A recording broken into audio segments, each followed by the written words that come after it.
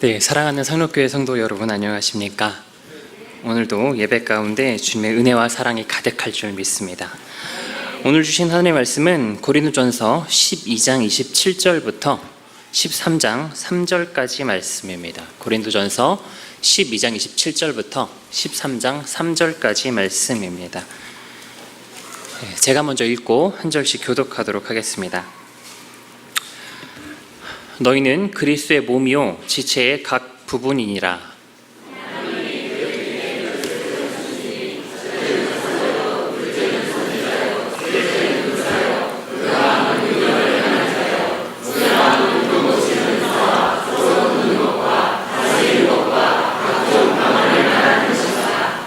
다 사도이겠느냐? 다 선지자이겠느냐? 다 교사이겠느냐?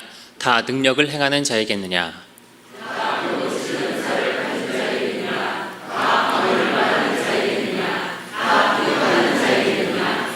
너희는 더욱 큰 은사를 사모하라. 내가 또한 가장 좋은 길을 너희에게 보이리라.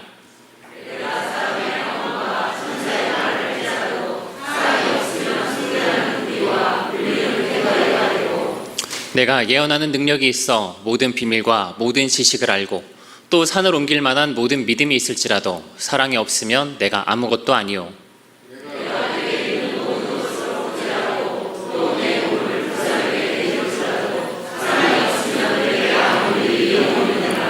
아멘. 네, 오늘 말씀은 사도 바울이 고린도 교회를 향해서 은사에 대해서 가르쳐주고 있는 말씀입니다. 이 말씀은 12장, 13장 그리고 14장까지 이어지는 내용인데요. 고린도 교회는 우리가 앞에서 봤던 것처럼 하나님의 은사가, 성령님의 은사가 풍성하게 나타났던 곳이었습니다. 우리 고린도전서 1장 7절 말씀을 한번 보실까요? 네, 1장 7절 보시면 너희가 모든 은사에 부족함이 없이 우리 주 예수 그리스도의 나타나심을 기다림이라 라고 표현을 하고 있습니다.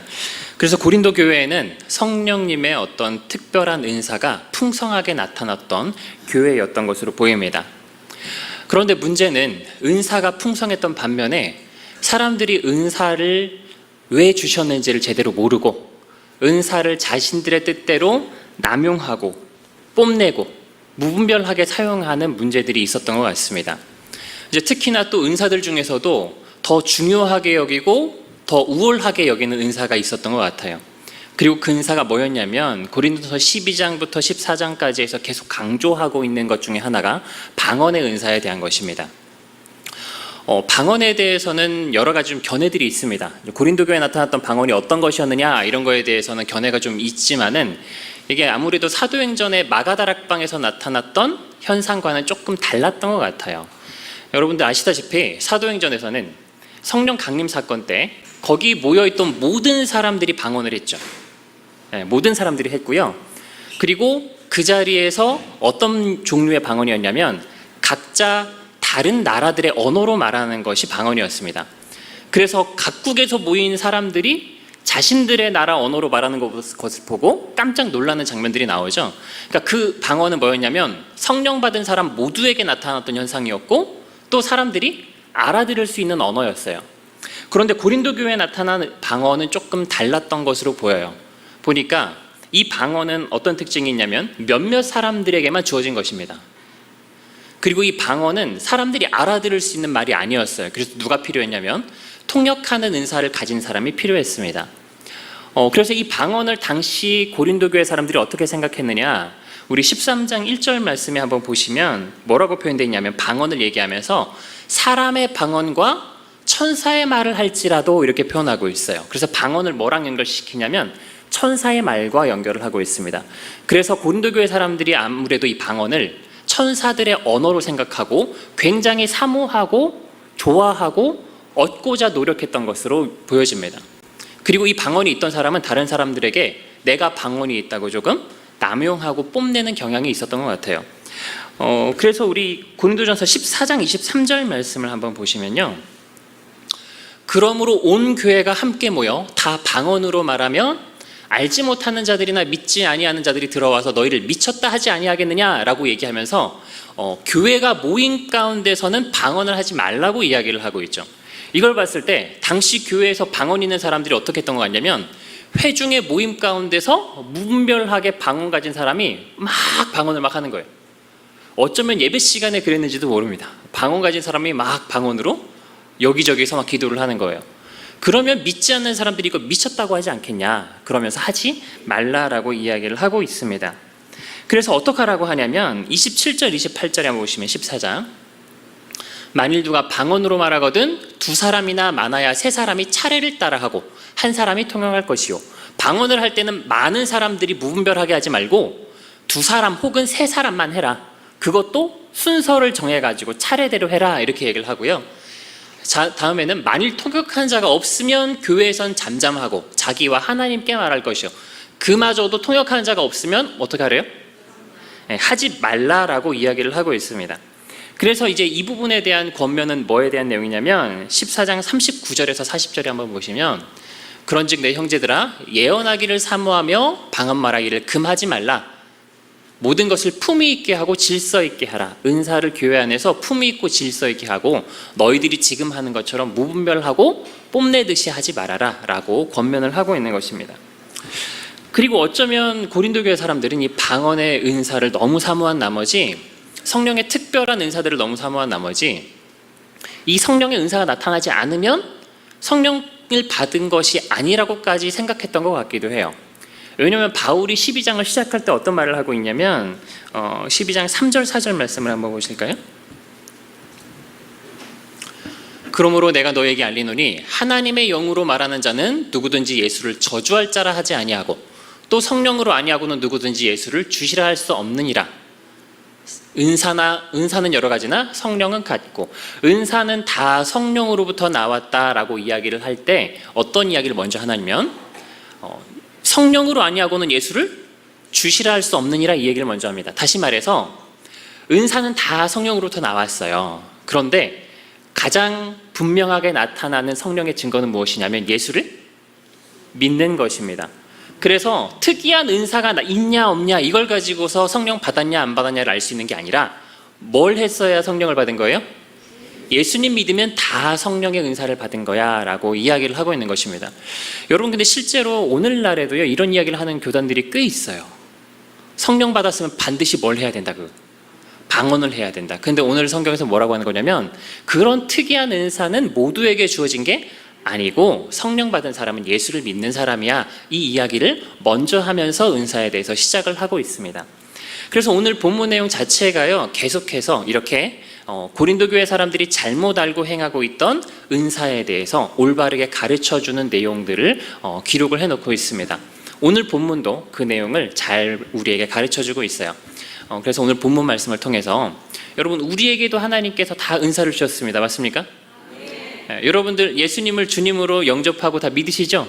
네. 그럼 다 뭐 받으셨냐면 성령을 받으신 것입니다. 그럼 우리에게도 성령께서 각자에게 다양한 은사들을 주셨어요. 그러면 나에게 주신 은사를 우리는 교회 안에서 어떻게 사용하는 것이 바른 모습인가에 대해서 오늘 말씀을 통해서 알아보는 시간이 되기를 원합니다. 자, 은사라는 말은 여러분들 좀 많이 들어보셨죠? 근데 은사라는 말은 헬라어로 보면 카리스마라는 말입니다. 그래서 이 은사라는 말이 카리스마인데, 카리스마는 무슨 뜻이냐면 거저 주어진 것, 선물, 이런 것을 뜻하는 표현입니다. 그래서 은사는 선물이라고도 번역할 수 있고요, 거저 주어진 성령님의 능력이나 선물, 이런 식으로 번역을 할 수 있습니다. 그래서 우리 읽었던 12장 31절 말씀을 쉬운 성경이랑 공동 번역으로 한번 보시면요, 은사를 뭐라고 표현했냐면 하지만 여러분들은 더 큰 선물을 받도록 이라고 표현하죠. 뭐라고 표현했냐면 선물이라고 표현했어요. 공동 번역에서도 한번 보실까요? 네, 모두가 다 병 고치는 능력을 받을 수는 없지 않습니까? 12장 31절 맞죠?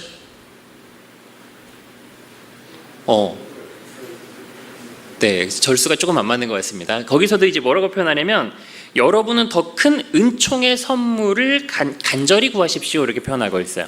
은사를 뭐라고 번역했냐면 은총의 선물이다, 이렇게 표현했습니다. 그래서 여러분, 은사라는 것은 우리가 일반적으로 생각하는 것처럼 어떤 특이한 능력들을 지칭하는 표현은 아니에요. 그걸 포함하는 개념입니다. 그래서 방언도 은사죠. 근데 이것도 뭐냐면 하나님께서, 성령님께서 거저 우리에게 주신 능력이에요. 그러니까 뭐라고 표현하냐면 은사다라고 표현합니다. 그래서 하나님께서, 성령님께서 우리에게 값없이 거저 주어주신 모든 것들을 다 성경은 은사라고 표현하고 있어요. 그래서 무엇도 은사냐면 우리가 구원받은 것도 은사예요. 여러분 다 은사 받으셨죠? 구원받은 것도, 믿음도 하나님의 선물입니다. 그래서 은사예요. 우리가 받은 구원과 영생도 은사입니다. 그리고 로마서 5장 15절 말씀을 한번 보시면, 제가 읽어보겠습니다. 그러나 이 은사는 그 범죄와 같지 아니하니 곧 한 사람의 범죄를 인하여 많은 사람이 죽었은즉 더욱 하나님의 은혜와 또한 한 사람 예수 그리스도의 은혜로 말미암은 선물은 많은 사람에게 넘쳤느니라. 그래서 여기서 그러나 이 은사라고 표현하고 있고요, 그리스도의 은혜로 말미암은 선물, 이게 카리스마, 헬라어로 같은 단어예요. 우리가 예수 그리스도로 받은, 값없이 받은 구원을 뭐라고 표현하냐면 은사다라고 성경은 표현하고 있습니다. 그래서 은사에는 뭐가 있냐면 모든 믿는 자에게 주어진 보편적인 은사가 있고요, 각자에게 다양하게 나타나는 은사가 있는 거예요. 우리가 받은 구원과 믿음과 영생은 보편적으로 모두에게 성령께서 주신 선물입니다. 그리고 우리에게 주어진 재능이라든지 혹은 각자에게 주어진 다양한 어떤 방언이라든지 예언이라든지 이런 은사들이 있을 수도 있어요. 이런 것들은 다양하게 주어진 혹은 특이한 은사다라고 표현을 하고 있습니다. 그 중에서도 오늘 얘기하고 있는 것은 모두가 받은 은사를 전제하고 각자에게 다양하게 주신 은사를 어떻게 활용해야 하는가, 이 부분에 더욱더 집중해서 설명을 하고 있는 내용입니다.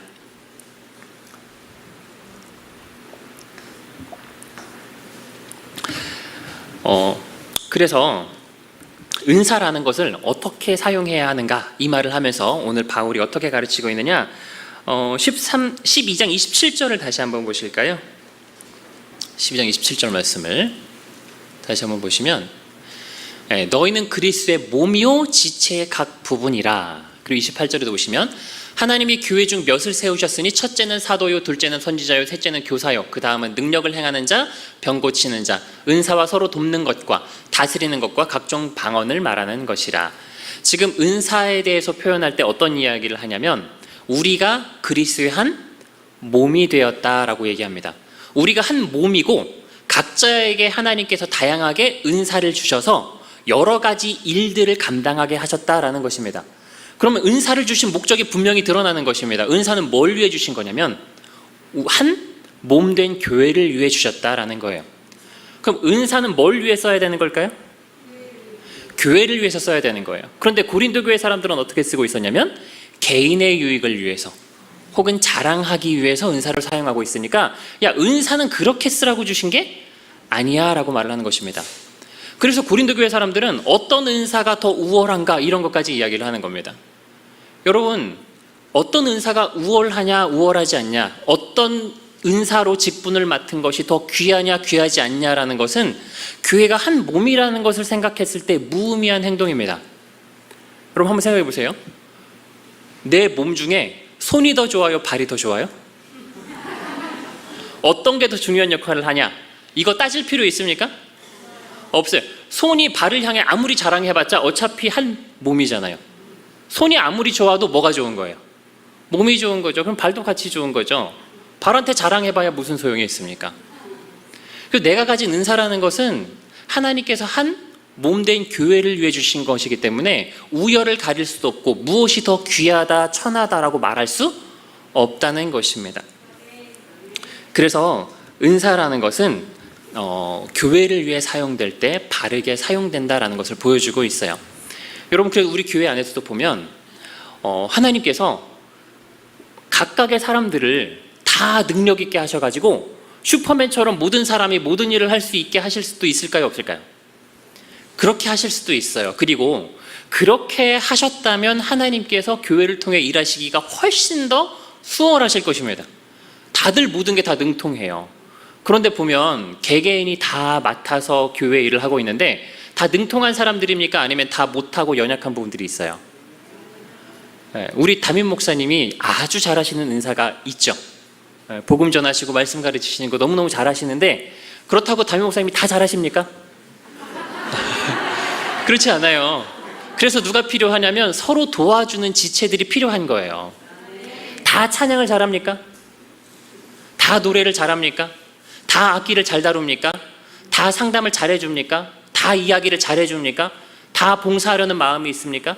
그렇지 않아요. 우리에게 각각에게 각자에게 하나님께서 적절한 은사를 주셔서 서로 다 같이 도와주면서 한 몸이 돼서 일하게 하신 것입니다.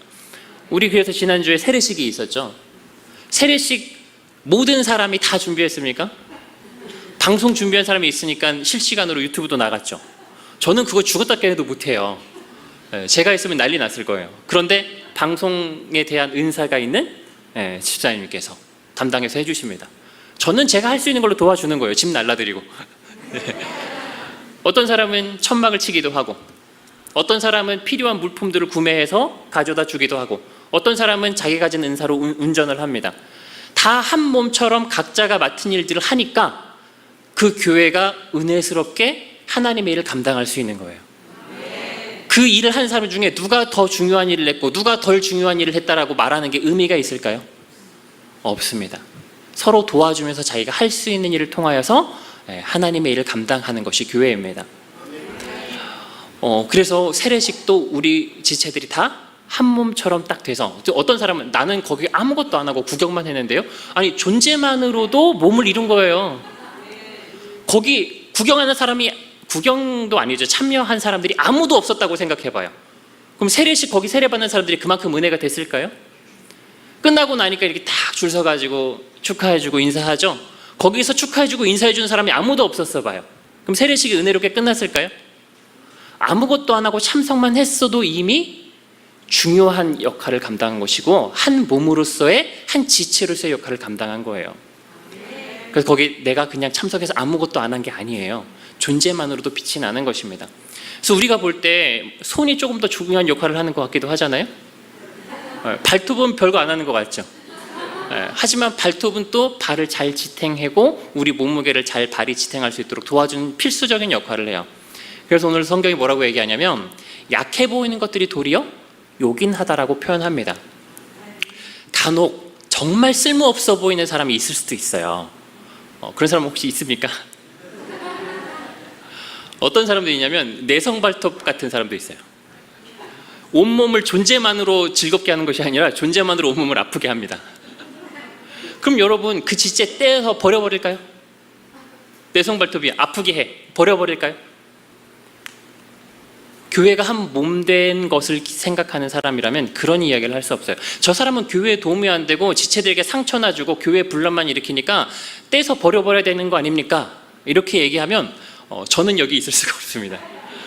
내성발톱 얘기는 왜 했냐면 제가 교회의 어떤 지체였을까 생각하면 과거에 제가 내성발톱 같은 사람이었던 것 같더라고요. 교회 와가지고 회방이나 놓고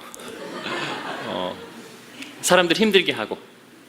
그런데 내성발톱이 있으면 버려버리는 게 아니라 어떻게 하냐면 잘 싸매주고 약도 발라주고 병원도 데려가고. 교회가 내성발톱 때문에 아프면서 온몸이 아프면서도 어떻게 해요? 온 지체가 달라들어서 치료해주고 안아줍니다. 근데 치료가 빨리 될까요? 안 될까요? 안 돼요. 몇 달씩 걸리고 어떤 사람은 몇 년이 걸릴 수도 있어요. 그런데 그렇게 참고 기다리면서 잘 치료를 해주니까 내성발톱이 싹 나았어요. 나은 것만으로도 온 교회가 다 즐겁죠. 온 교회에 다 기쁨이 되고 영광이 되는 것입니다. 그래서 그 발톱이 존재만으로도 온 공동체에 유익을 끼치는 존재가 되는 거예요. 아무것도 안 해도. 거기다가 이제 페디큐어 같은 거 딱 해가지고 예쁘게 딱 꾸며놨어요. 그러면 이제 일부러 양말을 안 신죠. 아이고 어디서 했어, 너무 예쁘게 잘했다. 존재만으로도 온몸의 자랑이 돼요. 여러분 지체 중에 쓸모없는 지체는 없습니다. 그래서 여러분 쓸모없어 보이는 지체가 있으면 어떻게 해야 돼요? 쟤는 왜 그러는 거야? 비난하고 욕하고 분노하는 것이 아니라 뭐 해줘야 돼요? 안아주고 보듬어주고 도와줘야 합니다. 물론 여러분 다리가 자기 역할을 잘 못해요. 그래가지고 머리가 가라는 대로 안 가고 막 낭떠러지로 가버려요. 그럼 어떻게 해야 돼요? 그럴 때는 잘라 버려야 할 때도 있어요. 그럴 때도 있습니다. 입이 좋은 것만 먹어야 되는데 막 자꾸 독초랑 독약만 막 먹으려고 해요. 그러면은 입을 그대로 놔두면 안 되겠죠. 그럴 때도 있습니다. 그런데 그런 경우만 아니라면, 복음에서 벗어나고 온 교회를 구렁텅이로 빠뜨려버리는 것이 아니라면, 우리가 그 지체를 어떻게 해야 돼요? 참아주고 용납해주고 용서해주고 감싸줘야 되는 거예요. 왜냐하면 교회는 한 몸이기 때문입니다. 여러분, 교회 우리 한 사람 한 사람 지체들이 모인 것이 우연히 이루어진 것입니까? 아니면 다 성령님께서 모아주신 것입니까? 그럼 그 사람은 한 몸된 지체로 하나님이 불러주신 사람이에요. 그럼 우리는 그 사람에 대해서 용서해주고 받아주고 감싸주고 한 몸으로 여기면서 사랑해야 될 사명이 있는 것입니다. 그런데 우리가 가끔 교회 일을 하다 보면 그렇지 않을 때가 있어요. 일을 하는데 자꾸 부딪히고 그 사람 때문에 자꾸 일이 틀어지는 것 같아요. 혹은 이제 다리가 아파가지고 제 기능을 못해요. 그러면 넘어져서 다른 지체가 다칠 수도 있죠. 그러면 어떡하겠습니까? 다리를 향해서 야, 너 때문에 팔도 다치고 얼굴도 다치고 피부도 다치고 다 다쳤잖아 하면서 다리를 향해서 분노하고 비난을 쏟아야 될까요? 그러는 거 아닙니다. 어떻게 해야 됩니까? 용납해주고 감싸주고 제 기능을 다 할 수 있을 때까지 깁스를 한다든지 보듬어 주면서 기다려주는 것입니다. 그 지체가 변화될 때까지 보듬어 주는 거예요.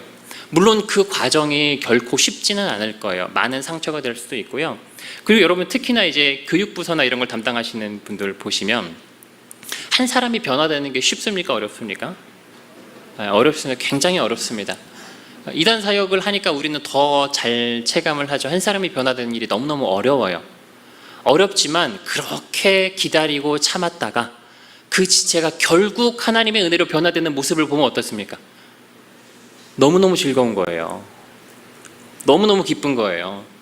제가 이제 지금도 이제 청년부 새가족을 감당을 하고 있는데, 제가 처음에 이제 청년 새가족을 담당을 할 때 보면 이단에 있다가 이제 막 나온 친구들이에요.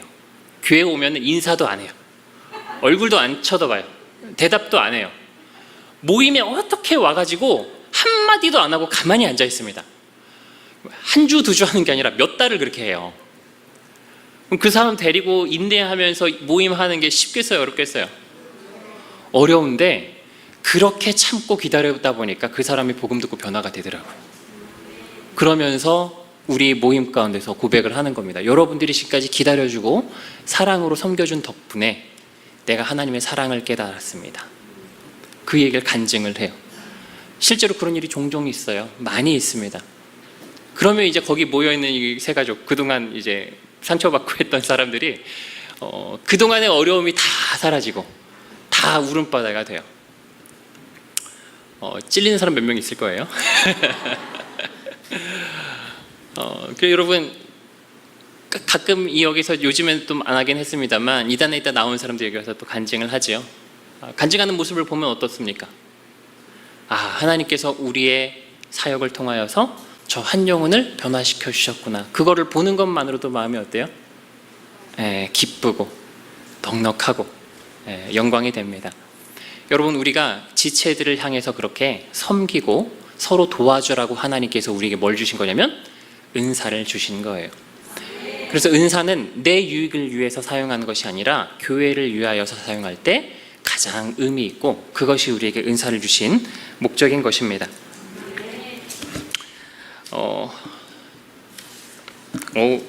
시간이 빨리 가서 바로 넘어가겠습니다. 자, 그리고 오늘 이제 다양한 은사들을 주셨다, 모두가 다 같은 은사를 가진 사람이겠느냐, 이 이야기를 하면서 31절 말씀에 바울이 어떤 이야기를 하는지 한번 보겠습니다. 31절 말씀, 12장 31절입니다. 너희 같이 읽을까요? 너희는 더욱 큰 은사를 사모하라. 내가 또한 가장 좋은 길을 너희에게 보이리라.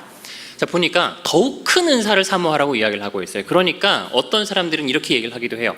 은사가 그래서 큰 은사도 있고 작은 은사도 있는 거 아니냐, 귀한 은사도 있고 천한 은사도 있는 거 아니냐, 이런 식으로 설명을 하는 사람들도 있어요. 그래서 더 좋은 은사를 가진 사람을 더 우월한 사람인 것처럼 떠받들고 신격화를 하는 모습들까지 보여지기도 합니다. 어떤 사람은 직통 계시를 하는 막 사람이라고 하면서 막 떠받들어주기도 하고, 어떤 사람은 특별히 이 시대에 예언하는 은사를 주셨다고 하면서 그 사람을 떠받들고 선지자로 여기기도 합니다. 그런데 지금 은사가 더 우월한 게 있고 천한 게 있고 우열을 따질 것이라고 이야기할 것 같으면 바울이 지금까지 말한 논지랑 완전히 다른 이야기를 하고 있는 거예요. 바울은 지금 뭐라고 얘기하냐면 은사는 각 사람에게 다양하게 주신 것이고 한 몸을 세우려고 주신 거야 우열을 따지는 건 의미가 없다는 이야기를 하고 있었어요. 그럼 바울이 여기서 말하는 더욱 큰 은사라는 건 뭘 의미하냐면 어떤 특정한 은사가 더 우월한 것이다, 그 사람이 더 대단한 거야, 이 얘기를 하려고 하는 것이 아닙니다. 바울이 말하는 더 큰 은사는 교회에 덕을 끼치는 은사가 더 큰 은사고 더 좋은 은사라고 말을 하는 거예요. 그래서 어떤 은사냐보다 더 중요한 게 무엇이냐면 내가 그 은사를 가지고 교회에 덕을 세웠느냐, 교회에 유익을 주었느냐가 더 중요한 거예요.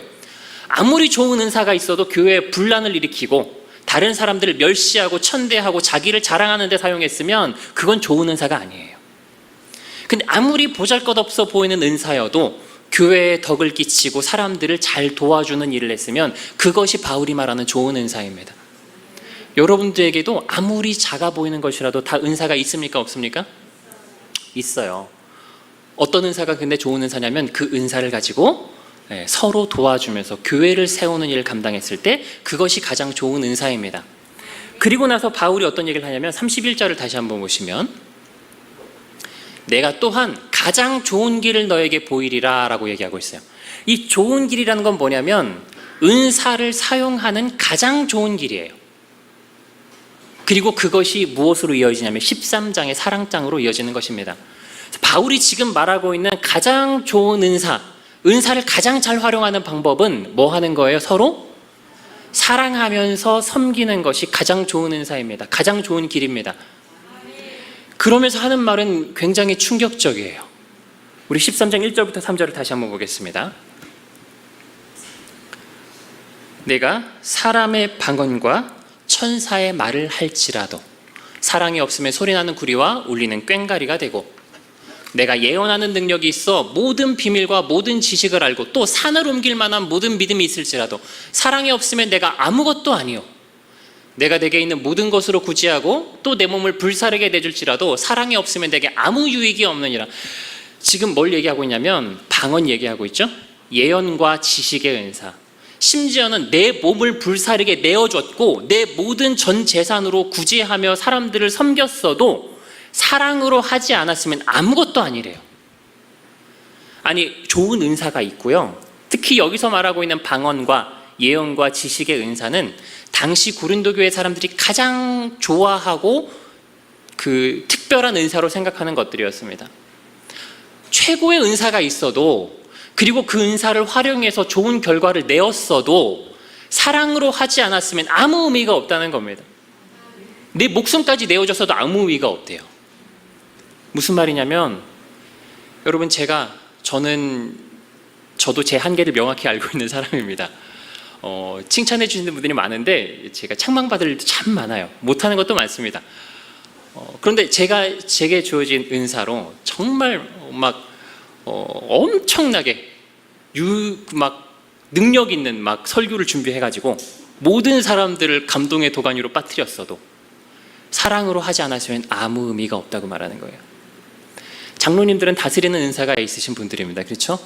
장로님들께서 정말 전문 지식과 엄청난 능력을 가지고 교회를 정말 잘 다스리고 경영했어도 사랑으로 하지 않았으면 아무 의미가 없대요. 찬양 인도를 자기의 은사를 가지고 맡은 사람들이 최고의 가수들이 하는 것처럼 제이어스나 어떤 마커스 같은 이런 유명한 그런 찬양 집회를 능가하는 엄청나게 뛰어난 찬양 인도를 해냈어도 사랑으로 하지 않았으면 아무 의미가 없다고 말하는 겁니다. 반주를 하는 분들이 전문 피아니스트보다 훨씬 더 화려한 반주로 사람들에게 감동을 선사했어도 사랑으로 하지 않았으면 아무 의미가 없다고 말하는 것입니다. 식사 봉사를 하는 것도 중요하죠. 식사 봉사를 하는데 백종원 저리 가라, 미슐랭 3스타 집에 가야 겨우 맛볼 수 있을 것 같은 엄청난 음식을 해내가지고 모든 사람들이 새로운 미각을 깨우쳤어요. 와, 바다가 보인다 하면서 엄청난 요리로 모든 사람들에게 감동을 선사했어도 사랑으로 하지 않았으면 아무것도 아닙니다. 상담소에서 상담하시는 분들이 정말 뛰어난 상담으로 이단에 빠진 사람들을 다 회심시켰어도 사랑으로 하지 않았으면 아무것도 아닙니다. 어떤 사람은 전도의 은사가 있어서 전도를 막 해가지고 이 교회를 가득 채웠어도 사랑으로 하지 않았으면 아무것도 아닙니다. 막 청소하는 은사가 있어가지고 정리정돈 청소 이런 것도 은사더라고요. 저는 그 은사가 잘 없어요. 근데 잘하는 사람은 기가 막히게 잘합니다. 교회가 막 5성급 특급 호텔처럼 막 항상 유지를 했어도 사람들이 올 때마다 깜짝깜짝 놀라요. 그래도 사랑으로 하지 않았으면 아무것도 아니라고 말하는 거예요. 왜 그럴까요? 왜 그럴까요?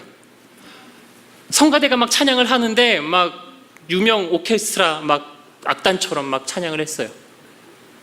모든 사람이 전율이 있는 경험을 합니다. 그래도 사랑으로 하지 않으면 아무것도 아니래요. 왜냐하면 은사는 뭐 하라고 주신 거예요? 서로 사랑하라고 주신 거예요. 근데 사랑으로 그걸 사용하지 않았으면 그래서 무의미하다라고 말을 하는 것입니다. 여러분, 그래서 가장 좋은 길은 뭐냐면 서로 사랑하는 것입니다. 내게 주어진 은사를 활용하는 가장 좋은 방법은 성도를 사랑하는 마음으로 섬기면서 사용하는 것이 은사를 가장 잘 사용하는 방법입니다. 그래서 교회는 사랑의 동기로 행동하는 하나님의 백성들의 공동체입니다. 교회는 사랑이 있어야 돼요. 사랑이 없으면 아무 의미가 없습니다. 일을 잘하냐 못하냐도 중요하겠죠. 근데 내가 맡은 일을 좀 못해도 사랑으로 하는 것이 더 중요한 거예요. 여러분, 그 일부 예배 나오시는 분들이 여기 많이 안 계시죠? 일부 예배 오시면 요즘에 정현희 집사님께서 찬양 인도를 시작하셨어요. 그런데 오면 찬양 인도 하려고 하는 시간에 한 명, 두 명 앉아 있거든요. 그래서 누가 하라고 해서 하시나? 한 명, 두 명 앉아 있는데, 그래가지고 그것 때문에 저도 덩달아 막 바빠지고 그랬어요. 그런데 한 명, 두 명 있는데 해가지고 한번 넌지시 물어봤습니다. 다른 사람한테. 누가 시켰어요? 그랬더니 본인이 하고 싶다고 하는 거래요. 한 명, 두 명 있어도. 그럼 자기 유익을 구하면 그거 하고 싶을까요? 사실 이제 정현희 집사님께서 은사는 있으세요, 그죠? 찬양 잘하시잖아요. 그런데 본인 일 때문에 좀 바쁜 일들이 많으셔가지고 빠질 때가 종종 있으세요. 막 좀 늦으실 때도 있고. 그러니까 완벽하게 하시는 건 아니에요. 그런데 못한다는 얘기가 아닙니다. 초점이 그런 게 아니에요. 그렇지 않더라도 그걸 하는 모습 자체가 제가 말은 안 했습니다만 감동이 되더라고요. 누구 하나 봐주는 사람은 없어도 내가 교회를 위해서 섬기고자 하는 마음으로 본인이 하겠다고 아침 일찍 오는 거 얼마나 힘들겠어요. 찬양 인도하는 사람이 없으니까 본인이 보기에 있었으면 좋겠나 봐요. 그래서 집사님께서 하시는 모습을 보고 잘하든 못하든 정말 잘 섬기는 모습이라고 생각을 했습니다. 여러분, 조금 못해도 괜찮습니다.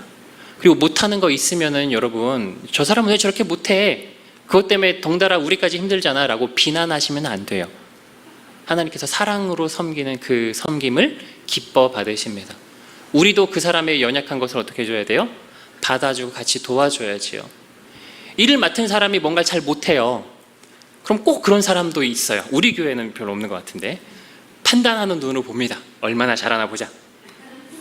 맡은 사람이 이렇게 해서 되겠어요? 이거 왜 이렇게 했어요? 차라리 다른 사람한테 맡기지. 그거는 한 몸 된 게 아니에요. 좀 못하는 게 있어도 뭐 해줘요? 도와주고 칭찬해주고 격려해줘야죠. 그리고 이런 얘기를 하려고 한 게 아니었는데 즉흥적으로 좀 생각이 났는데, 찬양인도 하시는 분들이 보면은 왜 찬양인도를 저렇게 하냐, 이 말들이 조금 많아요. 근데 모든 사람의 취향에 맞출 수가 없거든요. 찬양 취향도 연령대에 따라 다르고 또 자기 취향이 있어가지고 어떤 사람은 짧게 했으면 좋겠고, 어떤 사람은 길게 했으면 좋겠고, 어떤 사람은 좀 최근 찬양을 했으면 좋겠고, 어떤 사람은 옛날 찬양을 했으면 좋겠고, 어떤 사람은 찬송가를 했으면 좋겠고, 모든 사람한테 맞출 수가 없습니다. 그럼 꼭 그거에 대해서 자기 취향이랑 안 맞는다고 말하는 게 나올 수 있어요. 근데 여러분, 은사로 그 섬기는 모습을 볼 때 칭찬해주고 좀 격려를 해주세요. 그거 판단해서 뭐합니까? 한 몸인데. 잘하면 못하고 좀 못하면 뭐합니까? 한 몸인데. 사랑으로 섬기는 그 모습 자체가 아름답지 않습니까? 교회는 판단하고 정죄하고 흠잡으려고 있는 곳이 아니에요. 설령 나한테 피해를 줬어도 분노하고 화를 내고 분쟁을 일으키는 곳이 아닙니다.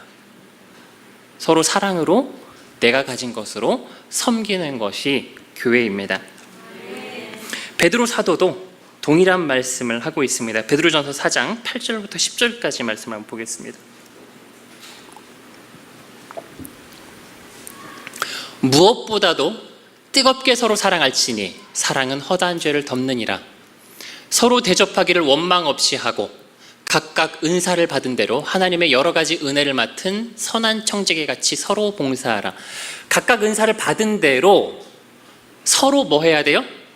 봉사해야 돼요. 근데 이것보다 앞서서 8절에서 말하는 게 뭐냐면 무엇보다도 뜨겁게 서로 사랑하는 게 중요하다고 말합니다. 무엇보다도 이 얘기는 뭐냐면 내가 지금까지 말한 모든 내용들 중에서 무엇보다도 중요한 게 뭐라는 거예요? 뜨겁게 사랑하는 거예요. 뜨겁게 사랑하는 겁니다. 이 사랑의 동기로 뭐 하는 거예요? 각자 맡은 은사로 서로 섬기는 것입니다. 우리 로마서 12장에도 가서 한번 보도록 하겠습니다. 로마서 12장 4절부터. 네, 좀 긴데요. 제가 읽겠습니다. 우리가 한 몸에 많은 지체를 가졌으나 모든 지체가 같은 기능을 가진 것이 아니니 이와 같이 우리 많은 사람이 그리스도 안에서 한 몸이 되어 서로 지체가 되었느니라. 우리에게 주신 은혜대로 받은 은사가 각각 다르니 혹 예언이면 믿음의 분수대로, 혹 섬기는 일이면 섬기는 일로, 혹 가르치는 자면 가르치는 일로, 혹 위로하는 자면 위로하는 일로, 구제하는 자는 성실함으로, 다스리는 자는 부지런함으로, 긍휼을 베푸는 자는 즐거움으로 할 것이니라. 이렇게 얘기를 하고 각각의 주신 은사대로 뭐 하라는 거예요? 교회를 섬기라고 이야기를 하고 나서 9절에서 뭐라고 하냐면 사랑에는 거짓이 없나니 악을 미워하고 선에 속하라. 10절에 형제를 사랑하여 서로 우애하고 존경하기를 서로 먼저 하며 은사로 서로 섬기라는 이야기를 한 다음에 무엇을 이야기하냐면 사랑으로 서로 우애하고 섬기라는 이야기를 하고 있습니다. 은사의 본질은 사랑에 있습니다. 여러분, 그런데 이 사랑은요, 우리가 세상 사람들처럼 사랑하는 게 아니에요. 너무 당연하게 또 세상 사람들은 사랑하는 정도가 다르고 조건들이 있습니다. 그런데 우리 사랑하는 거는 내가 너희를 사랑한 것처럼 너희가 서로 사랑하라라고 말씀하셨어요. 그리고 여러분, 그럼 이렇게 사랑하면서 섬기는 게 쉬울까요? 예수님처럼 사랑하며 섬기는 게 쉬울까요? 여러분, 교회 안에 부딪히는 일이 있으면 그거 다 용납해 주는 게 결코 쉬운 일이 아니에요. 결코 쉬운 게 아닙니다. 그런데 우리가 기억해야 될 게 있습니다. 여러분, 은사는 누구로부터 나왔어요? 성령으로부터. 그럼 은사로 섬기는 건 누가 주시는 능력이에요? 성령께서 주신 능력이에요. 그래서 서로 사랑하는 것도 모두가 할 수 있는 일이 아니에요. 누가 할 수 있는 거냐면 성령 받은 사람이 성령의 능력으로 할 수 있는 것입니다. 여러분, 우리가 서로 사랑하며 가진 은사로 나를 드러내지 않고 묵묵하게 받아주며 용서하며 섬기는 것이 결코 쉽지 않습니다. 나는 이기적이고 나 자신을 드러내고 싶고요, 못하는 사람이 있고 나를 피해주는 사람이 있으면 분노가 나고 화가 나기도 하고요, 비난하기도 하고요, 일이 잘 돌아가는 것 같지 않으면 너 때문에 일이 이렇게 됐다 탓하기도 하고 그렇습니다. 그게 쉬운 일이 아니에요. 하지만 우리가 성령의 능력으로 할 수 있습니다. 그럼 우리가 어떻게 사랑해야 하는가? 요거는 오늘 본문 뒤에 말씀에 너무 잘 가르쳐주고 있습니다.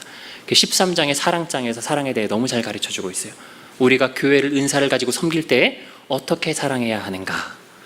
그 부분은 오늘 하면 집에 못 가시니까 다음 달에 이어서 하도록 하겠습니다. 자, 그리고 여러분, 은사는 나의 유익이 아니라 교회를 섬기는 일에 사용될 때 의미가 있습니다. 그리고 은사는 사랑으로 사용하는 것, 사랑으로 섬기면서 사용할 때 하나님께서 기뻐하시고 우리에게 주신 방법대로 잘 사용하는 것입니다. 우리에게 주신 은사가 크고 작고가 중요한 게 아니고 사랑으로 섬기는 것이 중요하다는 걸 기억하시고 사랑으로 하나 되는 한 몸을 이루어가는 우리 상록교회 모든 공동체가 되었으면 좋겠습니다.